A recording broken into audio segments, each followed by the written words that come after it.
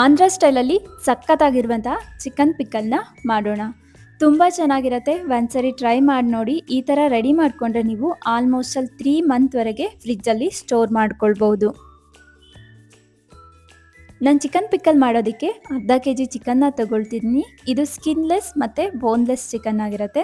ನೀವು ಬೇಕಿದ್ರೆ with bone ಚಿಕನ್ನ use ಮಾಡ್ಕೋಬೋದು, ಇಲ್ಲ ಅಂದರೆ ಬೋನ್ಲೆಸ್ ಮಾತ್ರನೇ ಯೂಸ್ ಮಾಡ್ಕೋಬೋದು. ನೀವು ಇದರಲ್ಲಿರುವಂಥ ಸ್ಕಿನ್ನ ಕಂಪ್ಲೀಟಾಗಿ ರಿಮೂವ್ ಮಾಡ್ಕೋಬೇಕು. ಈ ಥರ ನಾನು ಚಿಕನ್ ಪೀಸ್ಗಳನ್ನ ತೊಗೊಂಡಿದ್ದೀನಿ. ಚಿಕ್ಕ ಚಿಕ್ಕದಾಗಿ ಕಟ್ ಮಾಡ್ಕೊಳ್ಳಿ. ಹಾಗೆಯೇ ರುಚಿಗೆ ತಕ್ಕಷ್ಟು ಉಪ್ಪನ್ನು ಹಾಕ್ಕೊಳ್ಳಿ. ತುಂಬ ಜಾಸ್ತಿ ಉಪ್ಪು ಹಾಕ್ಕೊಳ್ಳೋದಕ್ಕೆ ಹೋಗಬೇಡಿ, ನಿಮಗೆ ಆವಾಗ ಚಿಕನ್ ಪೀಸ್ ತುಂಬ ಉಪ್ಪು ಅಂತ ಅನಿಸುತ್ತೆ. ಸೊ ಹಾಗಾಗಿ ಸ್ವಲ್ಪ ಹಾಕ್ಕೊಳ್ಳಿ. ಹಾಗೆಯೇ ಒಂದು ಅರ್ಧ ಸ್ಪೂನ್ ಅಥವಾ 1/4 ಸ್ಪೂನ್ ಆಗುವಷ್ಟು ಅರಿಶಿನದ ಪುಡಿನ ಹಾಕ್ಕೊಳ್ಳಿ. ಈ ಥರ ಹಾಕ್ಕೊಳ್ಳೋದ್ರಿಂದ ನಿಮಗೆ ಕಲರ್ ಕೂಡ ತುಂಬ ಚೆನ್ನಾಗಿ ಬರುತ್ತೆ. ಅರಿಶಿನದ ಪುಡಿನ ಸ್ವಲ್ಪ ಜಾಸ್ತಿ ಹಾಕ್ಕೊಳ್ಳೋದ್ರಿಂದ ನಾನೊಂದು ಅರ್ಧ ಸ್ಪೂನಷ್ಟು ಅರಿಶಿನದ ಪುಡಿನ ಹಾಕಿದ್ದೀನಿ. ಈ ಥರ ನೀಟಾಗಿ ನೀವು ಮಿಕ್ಸ್ ಮಾಡ್ಕೊಳ್ಬೇಕಾಗತ್ತೆ. ಮಾಡಿಬಿಟ್ಟು ಇದನ್ನು ಒಂದು ಹಾಫ್ ಆನ್ ಅವರು ಕಂಪ್ಲೀಟ್ ಮ್ಯಾರಿನೇಷನ್ಗೆ ಬಿಟ್ಬಿಡಿ. ಆವಾಗ ಚೆನ್ನಾಗಿ ಪೀಸು ಉಪ್ಪನ್ನ ಹೀರ್ಕೊಂಡು ತುಂಬ ಚೆನ್ನಾಗಿರುತ್ತೆ. ನೆಕ್ಸ್ಟ್ ಇದನ್ನು ನಾನು ಬೇಯಿಸ್ಕೊಳ್ಬೇಕು. ಈ ಬೇಯಿಸ್ಕೊಳ್ಳೋದಕ್ಕೆ ನಾನು ಒಂದು ಬಾಣಲಿಯನ್ನು ತಗೊಳ್ತೀನಿ. ಇದಕ್ಕೆ ನಾನು ಆಯಿಲ್ ಅಥವಾ ಏನನ್ನೂ ಹಾಕೊಳ್ಳಲ್ಲ, ಜಸ್ಟ್ ನೀರು ಕೂಡ ಹಾಕಲ್ಲ. ಹಾಗೆಯೇ ಈ ಪೀಸನ್ನು ಬೇಯಿಸ್ಕೊಳ್ತೀನಿ. ನೀವು ಬಾಣಲಿ ಇಟ್ಟಾಗ ತುಂಬ ಹೈ ಫ್ಲೇಮ್ ಇಟ್ಕೊಳ್ಬೇಡಿ, ಆವಾಗ ಇದು ಪಾತ್ರೆಗೆ ಹಿಡ್ಕೊಂಡ್ಬಿಡುತ್ತೆ ಚಿಕನ್ನು. ಸೊ ಹಾಗಾಗಿ ನೀವು ಹೈ ಫ್ಲೇಮ್ ಏನು ಇಟ್ಕೊಳ್ಳೋದು ಬೇಡ, ಸ್ವಲ್ಪ ಮೀಡಿಯಮ್ ಫ್ಲೇಮಲ್ಲಿ ಈ ಥರ ಮಾಡಿ.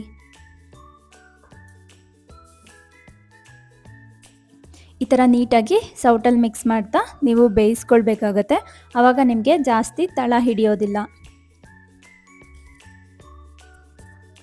ಚಿಕನ್ನಲ್ಲಿರುವಂತಹ ನೀರೇ ಕಂಪ್ಲೀಟಾಗಿ ಡ್ರೈ ಮಾಡ್ತಾ ಇರೋದು ನಾವು.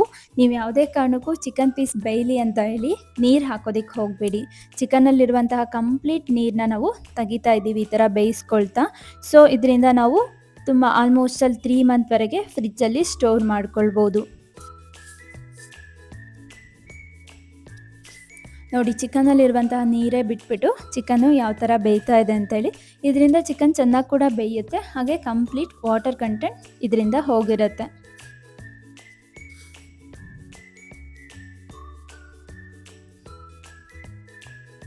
ನೋಡಿ ಯಾವ ಥರ ಹೇಳಿ ಚಿಕನ್ನಲ್ಲಿರುವಂತಹ ನೀರು ಬಿಟ್ಕೊಂಡಿದೆ ಅಂತ ಹೇಳಿ. ಇದನ್ನು ಕಂಪ್ಲೀಟಾಗಿ ಡ್ರೈ ಮಾಡಿ. ನೀವು ಚಿಕನ್ ಪಿಕ್ಕಲ್ ಮಾಡಬೇಕಾದ್ರೆ ಯಾವುದೇ ಕಾರಣಕ್ಕೂ ನೀರಿರುವಂತಹ ಪಾತ್ರೆಗಳನ್ನ ಯೂಸ್ ಮಾಡೋಕ್ಕೆ ಹೋಗಬೇಡಿ. ನಾವು ಪಿಕ್ಕಲ್ನ ಮಾಡಬೇಕಾದ್ರೆ ತುಂಬ ಪಾತ್ರೆ ಅಥವಾ ಏನೇ ತೊಗೊಂಡ್ರು ಅದನ್ನು ನೀಟಾಗಿ ಒರೆಸ್ಬಿಟ್ಟೆ ತೊಗೊಳ್ಬೇಕಾಗುತ್ತೆ. ಈವನ್ 1 ಡ್ರಾಪ್ ಕೂಡ ನೀರಿದ್ದರೆ ನಿಮಗೆ ಪಿಕ್ಕಲ್ ಹಾಳಾಗ್ಬಿಡುತ್ತೆ. ನಾವು ತುಂಬ ದಿನ ಸ್ಟೋರ್ ಮಾಡೋದ್ರಿಂದ 1 ಡ್ರಾಪ್ ಕೂಡ ಅದರಲ್ಲಿ ನೀರಿರಬಾರ್ದು ನಾವು ಪಿಕ್ಕಲ್ ರೆಡಿ ಮಾಡಬೇಕಾದ್ರೆ. ಇದೀಗ ರೆಡಿ ಆಗಿದೆ. ನೆಕ್ಸ್ಟ್ ನಾನು ಇನ್ನೊಂದು ಬಾಣಲಿಯಲ್ಲಿ ಚಿಕನ್ ಪಿಕ್ಕಲ್ಗೆ ಮಸಾಲೆನ ರೆಡಿ ಮಾಡ್ಕೊತೀನಿ. ಈ ಥರ 2 ಚಿಕ್ಕದಾದಂತಹ ಚಕ್ಕೆ ಪೀಸ್, 1 ಏಲಕ್ಕಿ, ಹಾಗೆಯೇ 3 ಲವಂಗ. ಇದು ನಾನು ಅರ್ಧ ಕೆಜಿ ಚಿಕನ್ಗೆ ತಗೊಳ್ತಿರೋದು. ಇದನ್ನು ನೀಟಾಗಿ ಸ್ವಲ್ಪ ಈ ಥರ ಬೇಯಿಸ್ಕೊಳ್ಬೇಕು, ಹುರ್ಕೊಳ್ಬೇಕು. ನೆಕ್ಸ್ಟು 1 ಟೇಬಲ್ ಸ್ಪೂನ್ ಸಾಸಿವೆ, ಹಾಗೆಯೇ 1/4 ಟೇಬಲ್ ಸ್ಪೂನ್ ಆಗುವಂತಹ ಮೆಂತ್ಯ, 1/4 ಟೇಬಲ್ ಸ್ಪೂನ್ ಜೀರಿಗೆಯನ್ನು ತಗೊಳ್ಬೇಕು. ನೀವು ಮೆಂತ್ಯ ಜಾಸ್ತಿ ಹಾಕೊಳ್ಳೋದಕ್ಕೆ ಹೋಗ್ಬಿಡಿ, ಜಸ್ಟ್ 1/4 ಸ್ಪೂನ್ ಅಷ್ಟೇ ಹಾಕ್ಕೊಳ್ಳಿ. ನೀವು ತುಂಬ ಜಾಸ್ತಿ ಹಾಕ್ಬಿಟ್ರೆ ಅದು ನಿಮಗೆ ಕಹಿ ಅಂತ ಅನಿಸುತ್ತೆ. ಸೊ ಹಾಗಾಗಿ 1 ಟೇಬಲ್ ಸ್ಪೂನ್ ಸಾಸಿವೆ, 1/4 ಟೇಬಲ್ ಸ್ಪೂನ್ ಮೆಂತ್ಯ, 1/4 ಟೇಬಲ್ ಸ್ಪೂನ್ ಜೀರಿಗೆ ಮಾತ್ರ ತಗೊಳ್ಳಿ.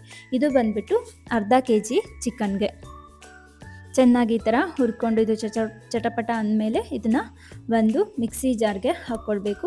ನೀವಿವಾಗ ಬೇಕಿದ್ದರೆ ಇದಕ್ಕೇ ಕೊತ್ತಂಬರಿ ಕಾಳಿದ್ರೆ ಹಾಕ್ಕೊಂಡು ಹುರಿದ್ಬಿಟ್ಟು 2 ಸ್ಪೂನ್ ಕೊತ್ತಂಬರಿ ಕಾಳನ್ನ ಹಾಕ್ಕೊಂಡು ಹುರ್ಕೊಳ್ಬೋದು. ಇಲ್ಲ ಅಂದರೆ ಈ ಥರ ಕೊತ್ತಂಬರಿ ಪುಡಿನ ತೊಗೊಳ್ಳಿ. ನಾನು 1 ಟೇಬಲ್ ಸ್ಪೂನ್ ಆಗುವಷ್ಟು ಕೊತ್ತಂಬರಿ ಪುಡಿನ ಹಾಕ್ಕೊಳ್ತಾ ಇದ್ದೀನಿ. ನೀವು ಕೊತ್ತಂಬರಿ ಪುಡಿ ಯೂಸ್ ಮಾಡೋದಾದರೆ 1 ಟೇಬಲ್ ಸ್ಪೂನ್ನ ಯೂಸ್ ಮಾಡಿ. ಇಲ್ಲ ನೀವು ಕೊತ್ತಂಬರಿ ಕಾಳನ್ನ ಈ ಥರ ಹುರಿದ್ಬಿಟ್ಟು ಹಾಕ್ಕೊಳ್ಳೋದಾದರೆ 2 ಟೇಬಲ್ ಸ್ಪೂನ್ನ ಯೂಸ್ ಮಾಡ್ಕೊಳ್ಳಿ. ಇದಿವಾಗ ನೀಟಾಗಿ ಹುರ್ಕೊಂಡಿದ್ದೀನಿ. ಇದನ್ನು ಕೂಡ ಮಿಕ್ಸಿ ಜಾರಿಗೆ ಹಾಕ್ಕೊಳ್ತೀನಿ. ಅದು ತುಂಬ ಕಡಿಮೆ ಇರೋದ್ರಿಂದ ಸೊ ಈ ಪುಡಿನೂ ಹಾಕ್ಕೊಂಡಾಗ ಅದು ಚೆನ್ನಾಗಿ ಗ್ರೈಂಡರ್ ಆಗುತ್ತೆ. ಸೊ ಹಾಗಾಗಿ ನಾನು ಮಿಕ್ಸಿ ಜಾರ್ಗೆ ಇದನ್ನು ಕೂಡ ಹಾಕ್ಕೊಂಡು ನೀಟಾಗಿ ಪೌಡರ್ ಮಾಡ್ಕೊಳ್ತೀನಿ. ನೋಡಿ ಇದು ಎಷ್ಟು ನೀಟಾಗಿ ಪೌಡರ್ ಆಗಿದೆ ಅಂತ ಹೇಳಿ. ನೆಕ್ಸ್ಟ್ ನಾನು ಇದೇ ಬಾಣಲಿಯಲ್ಲಿ ಎಣ್ಣೆನ ತಗೊಳ್ತೀನಿ. ನಾನು ಅರ್ಧ ಕೆ ಜಿ ಚಿಕನ್ಗೆ 150 ml ಆಗುವಷ್ಟು ಆಯಿಲ್ನ ಹಾಕ್ಕೊಳ್ತೀನಿ. ಕೆಲವೊಬ್ಬರು 200 ml ವರೆಗೂ ಯೂಸ್ ಮಾಡ್ತಾರೆ, ನೀವು ಬೇಕಿದ್ದರೆ ಹಾಕ್ಕೊಳ್ಬೋದು. ಇಲ್ಲ ಅಂದರೆ 150 ml ಆಗುವಷ್ಟು ಎಣ್ಣೆ ಹಾಕ್ಕೊಂಡ್ರೆ ಸಾಕಾಗತ್ತೆ. ಇದಕ್ಕೆ ನಾನು ಬೇಯಿಸ್ಕೊಂಡಿರುವಂತಹ ಚಿಕನ್ನ ಹಾಕ್ಕೊಂಡು ಇದರಲ್ಲಿ ನೀಟಾಗಿ ಫ್ರೈ ಮಾಡ್ಕೊಳ್ತೀನಿ. ಇವಾಗ ಚೆನ್ನಾಗಿ ಇದರಲ್ಲಿ ವಾಟರ್ ಕಂಟೆಂಟ್ ಆಲ್ರೆಡಿ ಡ್ರೈ ಮಾಡ್ಕೊಂಡಿದ್ದೀವಿ. ಇವಾಗ ಚೆನ್ನಾಗಿ ಚಿಕನ್ನ ಸ್ವಲ್ಪ ರೋಸ್ಟ್ ಥರ ಮಾಡ್ಕೊಳ್ಬೇಕು.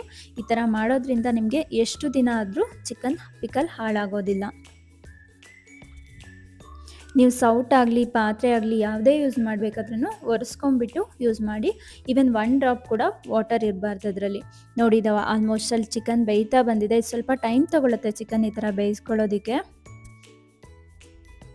ಚಿಕನ್ ಬಂದುಬಿಟ್ಟು ಗೋಲ್ಡನ್ ಕಲರ್ ಆದರೆ ಸಾಕಾಗುತ್ತೆ. ನೀವು ತುಂಬ ಡಾರ್ಕ್ ಆಗೋವರೆಗೆ ಬೇಯಿಸ್ಕೊಳ್ಳೋಕೆ ಹೋಗಬೇಡಿ, ಆವಾಗ ತುಂಬ ಹಾರ್ಡ್ ಆಗಿಬಿಡುತ್ತೆ ಚಿಕನ್ನು.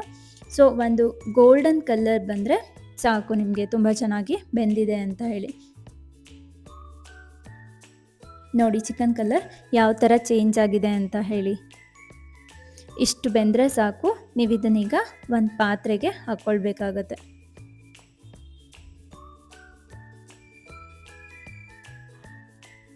ಆ ಪಾತ್ರೆ ಕೂಡ ನೀಟಾಗಿ ಒರೆಸ್ಕೊಳ್ಬೇಕು. 1 ಡ್ರಾಪ್ ಕೂಡ ನೀರಿಟ್ಕೊಳ್ಬೇಡಿ. ಇವಾಗ ಮತ್ತೆ ಇನ್ನೂ ಸ್ವಲ್ಪ ಚಿಕನ್ ಹಾಗೆ ಇದೆ, ಅದನ್ನು ಕೂಡ ಸೆಕೆಂಡ್ ಬ್ಯಾಚಲ್ಲಿ ನಾನು ಬೇಯಿಸ್ಕೊಳ್ತಾ ಇದ್ದೀನಿ. ಸೇಮ್ ಫಸ್ಟ್ ಯಾವ ಥರ ಬೇಯಿಸ್ಕೊಂಡೋ ಚಿಕನ್ ಅದೇ ಥರ ಇಲ್ಲೂ ಕೂಡ ಆಯಿಲಲ್ಲಿ ನೀಟಾಗಿ ಫ್ರೈ ಮಾಡ್ಕೊಳ್ತೀನಿ ಚಿಕನ್ನ.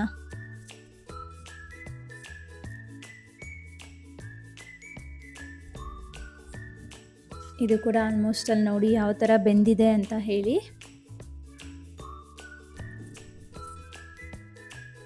ನೋಡಿ ಇಷ್ಟು ಕಲರ್ ಬಂದರೆ ಸಾಕಾಗತ್ತೆ.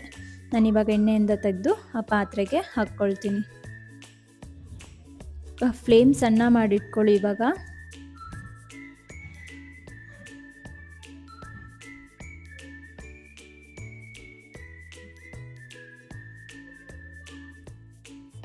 ನೋಡಿ ಯಾವ ಥರ ಚಿಕನ್ನ ಆಗಿದೆ. ಈ ಥರ ನಾವು ಕಟ್ ಮಾಡಿದಾಗ ಒಳಗಡೆ ವೈಟ್ ಹೊರಗಡೆ ಥರ ಗೋಲ್ಡನ್ ಕಲರ್ ಇರಬೇಕು. ಆವಾಗ ನಿಮಗೆ ಚಿಕನ್ ಪರ್ಫೆಕ್ಟಾಗಿ ಬೆಂದಿದೆ ಅಂತ ಹೇಳಿ.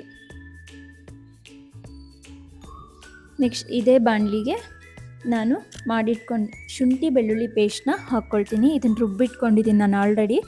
ಅರ್ಧ ಕೆ ಜಿ ಚಿಕನ್ಗೆ ನಾನು 1.5 ಟೇಬಲ್ ಸ್ಪೂನ್ ಆಗುವಷ್ಟು ಶುಂಠಿ ಬೆಳ್ಳುಳ್ಳಿ ಪೇಸ್ಟ್ನ ಯೂಸ್ ಮಾಡ್ಕೊತೀನಿ. ಇದಕ್ಕೆ 1.5 ಟೇಬಲ್ ಸ್ಪೂನ್ ಶುಂಠಿ ಬೆಳ್ಳುಳ್ಳಿ ಪೇಸ್ಟ್ನ ಹಾಕ್ಕೊಳ್ತೀನಿ. ಇದನ್ನು ಚೆನ್ನಾಗಿ ನೀವು ಈ ಥರ ಎಣ್ಣೆಯಲ್ಲಿ ಫ್ರೈ ಮಾಡ್ಕೊಳ್ಳಿ. ಇದರಲ್ಲಿ ಒಂದು ಸ್ವಲ್ಪನೂ ವಾಟರ್ ಕಂಟೆಂಟ್ ಇರಬಾರ್ದು. ಶುಂಠಿ ಬೆಳ್ಳುಳ್ಳಿನೂ ಕೂಡ ಚೆನ್ನಾಗಿ ಫ್ರೈ ಆಗಬೇಕು. ನೋಡಿ ಯಾವ ಥರ ಇವಾಗ ಎಣ್ಣೆ ಕಾಣಿಸ್ತಾ ಇದೆ. ಒಂದ್ಸರಿ ಅದು ಕಂಪ್ಲೀಟಾಗಿ ವಾಟರ್ ಹೋದ್ಮೇಲೆ ಎಣ್ಣೆ ಈ ಥರ ಕಾಣಿಸಲ್ಲ, ಸ್ವಲ್ಪ ಕ್ಲಿಯರ್ ಆಗ್ತಾ ಬರುತ್ತೆ. ನೋಡಿ ಇವಾಗ ಎಣ್ಣೆ ವಾಟರ್ ಕಂಟೆಂಟು ಸ್ವಲ್ಪ ಕಡಿಮೆ ಆಗ್ತಾ ಬಂತು. ಈ ಥರ ನೀಟಾಗಿ ಶುಂಠಿ ಬೆಳ್ಳುಳ್ಳಿನ ಕೂಡ ನೀವು ಫ್ರೈ ಮಾಡ್ಕೋಬೇಕು. ಇದರಲ್ಲಿ ಏನಾದ್ರು ನೀವು ವಾಟರ್ ಉಳಿಸ್ಕೊಂಡ್ಬಿಟ್ರೆ ಅದು ಚಿಕನ್ ಬೇಗ ಹಾಳಾಗಿಬಿಡುತ್ತೆ. ಸೊ ಹಾಗಾಗಿ ಈ ಥರ ನೀಟಾಗಿ ಬೇಯಿಸ್ಕೊಳ್ಳಿ. ನೋಡಿ ಇದು ಶುಂಠಿ ಬೆಳ್ಳುಳ್ಳಿ ಪೇಸ್ಟ್ ಕೂಡ ಚೆನ್ನಾಗಿ ಎಣ್ಣೆಯಲ್ಲಿ ಫ್ರೈ ಆಗಿದೆ. ಇದಕ್ಕೆ ನಾನಿವಾಗ ಉಪ್ಪಿನಕಾಯಿ ಮಸಾಲೆ ಏನು ರೆಡಿ ಮಾಡ್ತಿದ್ದೀನೋ ಅದಕ್ಕೆ ರುಚಿಗೆ ತಕ್ಕಷ್ಟು ಉಪ್ಪು ಹಾಕ್ಕೊಳ್ತಿದ್ದೀನಿ. ನಾವು ಆಲ್ರೆಡಿ ಪೀಸಿಗೆ ಉಪ್ಪು ಹಾಕಿದ್ದೀವಿ, ಸೊ ಇಲ್ಲಿ ನಾನು ಜಾಸ್ತಿ ಉಪ್ಪು ಹಾಕ್ಕೊಳ್ಳಲ್ಲ. ಹಾಗೆಯೇ ಫ್ಲೇಮ್ನ ಆಫ್ ಮಾಡಿ ಇದಕ್ಕೆ 1.5 ಟೇಬಲ್ ಸ್ಪೂನ್ ಆಗೋಷ್ಟು ಖಾರದ ಪುಡಿ ಹಾಕಿದ್ದೀನಿ. ಫ್ಲೇಮ್ನ ಆಫ್ ಮಾಡ್ಕೊಬಿಡಬೇಕು ನೀವು. ಶುಂಠಿ ಬೆಳ್ಳುಳ್ಳಿ ಪೇಸ್ಟ್ ಚೆನ್ನಾಗಿ ಬೆಂದಿದ್ದೇನೆ. ನೆಕ್ಸ್ಟು 1.5 ಟೇಬಲ್ ಸ್ಪೂನ್ ಖಾರದ ಪುಡಿ ಹಾಕಿದ್ದೀನಿ. ಹಾಗೆ ರೆಡಿ ಮಾಡಿ ಇಟ್ಕೊಂಡಿರುವಂತಹ ಉಪ್ಪಿನಕಾಯಿ ಮಸಾಲ ಏನು ರೆಡಿ ಮಾಡಿ ಇಟ್ಕೊಂಡಿದ್ನೋ ಅದನ್ನು ಹಾಕ್ಕೊಂಡು ಈ ಥರ ನೀಟಾಗಿ ಮಿಕ್ಸ್ ಮಾಡ್ಕೊತೀನಿ. ಎಣ್ಣೆ ಬಿಸಿದಾಗಲೇ ನೀವು ಹಾಕಬೇಕು, ಆವಾಗ ಅದು ಹಸಿ ಸ್ಮೆಲ್ಲೆಲ್ಲ ಹೋಗ್ಬಿಡುತ್ತೆ. ಇವಾಗ ನಾನು ಬೇಯಿಸ್ಕೊಂಡಿರುವಂತಹ ಚಿಕನ್ನ ಹಾಕಿ ನೀಟಾಗಿ ಮಿಕ್ಸ್ ಮಾಡ್ಕೊಳ್ತೀನಿ. ನೀವು ಫ್ಲೇಮ್ನ ಆನಲ್ಲೇ ಇಟ್ಕೊಂಡು ಉಪ್ಪಿನಕಾಯಿ ಮಸಾಲ ಅಥವಾ ಖಾರದ ಪುಡಿ ಎಲ್ಲ ಹಾಕಿದಾಗ ಅದು ಕಪ್ಪಾಗಿಬಿಡುತ್ತೆ. ಈ ಥರ ರೆಡ್ ಕಲರ್ ಚೆನ್ನಾಗಿ ಇರಲ್ಲ. ಸೊ ಹಾಗಾಗಿ ನೀವು ಶುಂಠಿ ಬೆಳ್ಳುಳ್ಳಿ ಪೇಸ್ಟ್ ಫ್ರೈ ಆಗಿದ್ದೇನೆ ಫ್ಲೇಮ್ನ ಆಫ್ ಮಾಡಿಕೊಂಡು ನೆಕ್ಸ್ಟು ಆ್ಯಡ್ ಮಾಡಬೇಕಾಗತ್ತೆ ಖಾರದ ಪುಡಿ ಮತ್ತು ಉಪ್ಪಿನಕಾಯಿ ಮಸಾಲಾನ. ಅದನ್ನು ತಣ್ಣಗಾಕ್ಬಿಟ್ಟಿದ್ದೀನಿ. ಇವಾಗ ಇನ್ನೊಂದು ಕಡೆ ನಾನು ಅರ್ಧ ಕೆ ಜಿ ಚಿಕನ್ ಪಿಕ್ಕಲ್ಗೆ ನಾವು 3ರಷ್ಟು ನಿಂಬೆಹಣ್ಣನ್ನ ತೊಗೊಳ್ತೀವಿ. ಕೆಲವೊಂದು ಸರಿ 3 ಬೇಕಾಗತ್ತೆ, ಕೆಲವೊಂದು ಸರಿ ಅಷ್ಟು ಬೇಕಾಗಲ್ಲ. ನಿಮ್ಮ ನಿಂಬೆಹಣ್ಣಲ್ಲಿ ರಸ ಎಷ್ಟಿದೆ ಅನ್ನೋದ್ರ ಮೇಲೆ ಡಿಪೆಂಡ್ ಆಗುತ್ತೆ. ತುಂಬ ರಸ ಇದ್ದರೆ ನೀವು ಆಲ್ಮೋಸ್ಟ್ ಅಲ್ಲಿ 2 ನಿಂಬೆಕಾಯಿನ ಯೂಸ್ ಮಾಡಿದ್ರೆ ಸಾಕಾಗತ್ತೆ. ಇಲ್ಲ ಸ್ವಲ್ಪ ರಸ ಏನಾದರೂ ಕಡಿಮೆ ಇದೆ ಅಂತ ಹೇಳಿದ್ರೆ ನೀವು ಒಂದು 3 ನಿಂಬೆಹಣ್ಣನ್ನ ಯೂಸ್ ಮಾಡಬೇಕಾಗತ್ತೆ.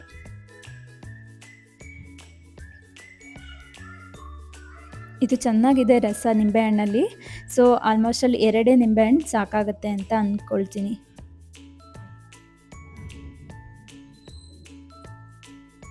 ಈ ಥರ ಚೆನ್ನಾಗಿ ಒಂದು ಬೌಲ್ಗೆ ಹಿಂಡ್ಕೊಳ್ಳಿ.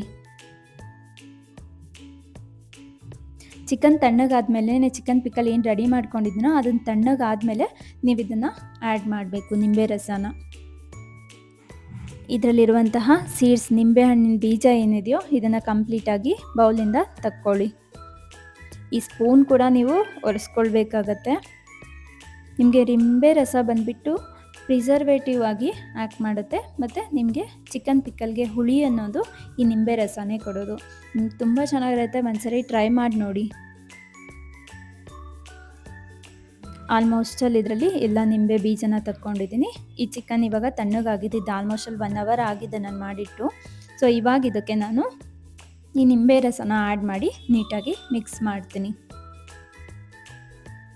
ನಾನು ನಿಂಬೆ ರಸ ಜಾಸ್ತಿ ಇರೋದ್ರಿಂದ 2 ನಿಂಬೆಹಣ್ಣನ್ನ ತೊಗೊಂಡಿದ್ದೀವಿ. ನೀವು ರಸ ಏನಾದರೂ ಕಡಿಮೆ ಇತ್ತು ಅಂದರೆ 3 ನಿಂಬೆಹಣ್ಣು ಕೂಡ ಕರೆಕ್ಟ್ ಆಗುತ್ತೆ ಅರ್ಧ kg ಚಿಕನ್ಗೆ. ನೀಟಾಗಿ ಈ ಥರ ಮಿಕ್ಸ್ ಮಾಡ್ಕೊಳ್ಳಿ. ನೆಕ್ಸ್ಟು ನೀವು ಒಂದು ಈ ಥರ ಏರ್ಟೈಟ್ ಕಂಟೈನರ್ಗೆ ಹಾಕಿಡಬೇಕಾಗುತ್ತೆ ಚಿಕನ್ನ. ಈ ಬೌಲ್ಗೆ ಹಾಕ್ಕೊಂಡು ನೀಟಾಗಿ ಪ್ಯಾಕ್ ಮಾಡಿ ನಾನು ಫ್ರಿಜ್ಜಲ್ಲಿ ಪ್ರಿಸರ್ವ್ ಮಾಡಿಕೊಡ್ತೀನಿ. ನೀವು ಹೊರಗಡೆ ಬೇಕಾದರೆ ಒಂದು 10 ಡೇಸ್ವರೆಗೆ ಚಿಕನ್ ಪಿಕಲ್ನ ಮಾಡಿಟ್ಕೋಬೋದು. ಇನ್ ಕೇಸ್ ನೀವು ಫ್ರಿಜ್ಜಲ್ಲೆಲ್ಲ ಇಟ್ಕೊಳ್ಳೋದಾದರೆ ಆಲ್ಮೋಸ್ಟ್ ಅಲ್ಲಿ 3 ಮಂತ್ವರೆಗೆ ಆರಾಮಲ್ಲಿ ಇಟ್ಕೊಳ್ಬೋದು. ನೋಡಿ ಎಷ್ಟು ಸಖತ್ತಾಗಿದೆ ಅಂತ ಹೇಳಿ ಚಿಕನ್ ಪಿಕಲ್ ತುಂಬಾ ಚೆನ್ನಾಗಿರುತ್ತೆ. ನೀವು ಚಿಕನ್ ಪಿಕಲ್ ಮಾಡಿದ ತಕ್ಷಣ ತಿನ್ನೋದಕ್ಕೆ ಹೋಗ್ಬಿಡಿ. ಅಟ್ಲೀಸ್ಟ್ ಮಿನಿಮಮ್ 3 to 4 ಡೇಸ್ ಆಗಬೇಕು. ಆವಾಗ ಮಾತ್ರ ನಿಮಗೆ ಚಿಕನ್ ಸ್ವಲ್ಪ ಸಾಫ್ಟಾಗಿ ತುಂಬ ಚೆನ್ನಾಗಿ ಅನಿಸುತ್ತೆ. ಇಲ್ಲ ನೀವು ಮಾಡಿದ ದಿನವೇ ತಿಂತೀನಿ ಅಂತ ಹೇಳಿದ್ರೆ ಅದು ನಿಮಗೆ ಚಿಕನ್ ಪಿಕಲಲ್ಲಿ ಇರುವಂತಹ ಪೀಸು ತುಂಬ ಗಟ್ಟಿಯಾಗಿರುತ್ತೆ. ಸೊ ಇದೆಲ್ಲ ನೀಟಾಗಿ ಹೀರ್ಕೊಂಡು ಚಿಕನ್ ಪಿಕಲ್ ಪೀಸ್ಗಳು ತುಂಬ ಸಾಫ್ಟಾಗಿರುತ್ತೆ 3-4 ಡೇಸ್ ಆದಮೇಲೆ. ಇದಿವಾಗ 3 ಡೇಸ್ ಆಗಿದೆ ನಾನು ಚಿಕನ್ ಪಿಕಲ್ ಮಾಡಿಟ್ಟು. ನೋಡಿ ಯಾವ ಥರ ಇದೆ ಅಂತ ಹೇಳಿ ಚಿಕನ್. ಇದು ತುಂಬ ಚೆನ್ನಾಗಿರುತ್ತೆ, ಬಿಸಿ ಅನ್ನದ ಜೊತೆ ಹಾಕ್ಕೊಂಡು ತಿಂತಾ ಇದ್ರೆ ಈ ಥರ ನೀಟಾಗಿ ಮಿಕ್ಸ್ ಮಾಡ್ಕೊಳ್ಳಿ. ನೋಡಿ ಎಷ್ಟು ಚೆನ್ನಾಗಿದೆ ಅಂತ ಹೇಳಿ. ನಿಮಗೆ ಅರ್ಜೆಂಟಿಗೆ ಚಿಕನ್ ಎಲ್ಲ ರೆಡಿ ಮಾಡೋಕ್ಕಾಗಿಲ್ಲ ಅಂದರೆ ನೀವು ಈ ಥರ ರೆಡಿ ಮಾಡಿಟ್ಕೊಂಡ್ರೆ ನೀವು ಅನ್ನದ ಜೊತೆ ಎಲ್ಲ ತುಂಬ ಚೆನ್ನಾಗಿರುತ್ತೆ. ಇದು ಬಿಸಿ ಅನ್ನದ ಜೊತೆ ಚಿಕನ್ ಪಿಕಲ್ನ ಮಾಡಿಕೊಂಡು ಒಂದ್ಸರಿ ಟ್ರೈ ಮಾಡಿ ನೋಡಿ. ಹಾಗೆ ಕಮೆಂಟಲ್ಲಿ ಹೇಗಿದೆ ಅಂತ ಹೇಳಿ ನನಗೆ ಕಮೆಂಟ್ ಮಾಡಿ. ಈ ಥರ ಡಿಫ್ರೆಂಟಾಗಿರುವ ರೆಸಿಪಿಗೋಸ್ಕರ ನನ್ನ ಚಾನಲ್ನ ಫಾಲೋ ಮಾಡಿ, ಹಾಗೆಯೇ ಸಬ್ಸ್ಕ್ರೈಬ್ ಮಾಡಿ. ನಿಮ್ಗೆ ಈ ಥರ ಡಿಫ್ರೆಂಟಾಗಿರುವಂತಹ ರೆಸಿಪಿನ ನಾನು ಹೇಳ್ಕೊಡ್ತಾನೆ ಇರ್ತೀನಿ. ನೋಡಿ ಸಖತ್ತಾಗಿದೆ. Thank you for watching.